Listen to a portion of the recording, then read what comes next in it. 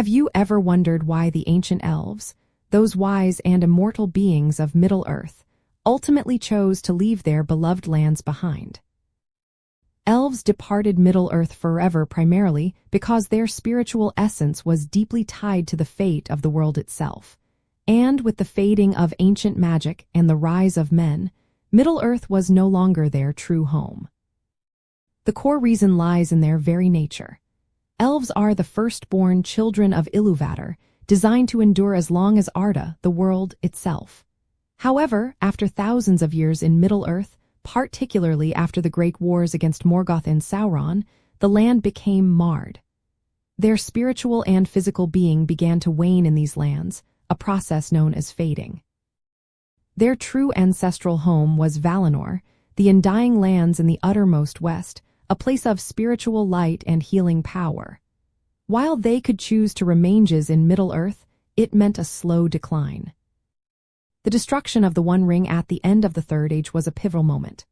While it saved Middle-earth from Sauron's tyranny, it also spelled the end for the great Elven rings, Narya, Nenya, and Vilya. These rings had preserved the beauty and timelessness of Elven realms like Rivendell and Lothlorien. With the One Ring gone, the power of the Elven rings also faded, and the realms they protected began to diminish, speeding up the fading process for the elves within them.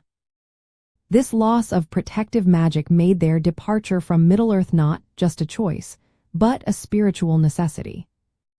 Many elves had already departed over the ages, sailing west from havens like Mithlond, the Grey Havens. After the War of the Ring, the remaining High Elves, including renowned figures like Elrond, Galadriel, and even the wizard Gandalf, prepared for their final journey. They boarded the white ships and sailed upon the straight road, a path invisible to mortal eyes, across the Sundering Seas to Valinor. It is a poignant truth that the departure of the elves marked the beginning of the Age of Men.